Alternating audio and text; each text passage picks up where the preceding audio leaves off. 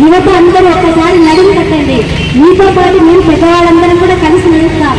జిల్లా అన్నది ప్రతి ఒక్కరి అవసరము. జిల్లా ప్రతి ఒక్కరికి కావాలి. ఎందుకంటే జిల్లా వచ్చినంత ఇంకా యువత ఎంతో బాగుపడుతుంది. ఆ యువతతో పాటు మనం బతకడానికి కావాల్సిన వనరు ఒకటి రెండు అని కాదు.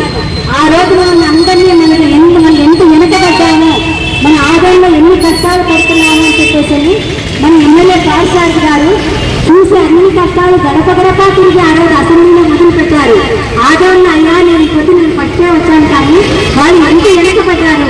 వాళ్ళకు మనం చేయగలిగిన సహాయం ఏమైనా ఉంది అంటే మా వైపు ఒకసారి కళ్ళ చూసి జిల్లాలో ప్రకటించండి అని ఒకసారి కాదు, ఆయన 100 సార్లు గొంతెత్తి పదే మా ఆదోని జిల్లా చేయండి అని చెప్పేసి గొంతెత్తి ప్రతి ఒక్కరికి విన్నవించుకున్నారు.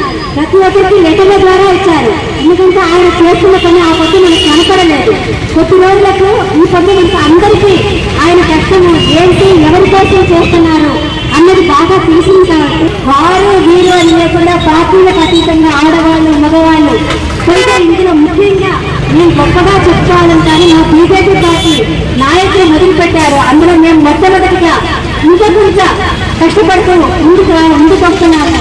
మేము ఒక్కరినే కాకుండా అందరూ మొదలు పెట్టండి. ప్రతి ఒక్కరికే కావాలి జిల్లా. మన నాయకులు మొదలుపెట్టిన దాన్ని మనం సాధించుకుందాం. అందరికీ కావాలి.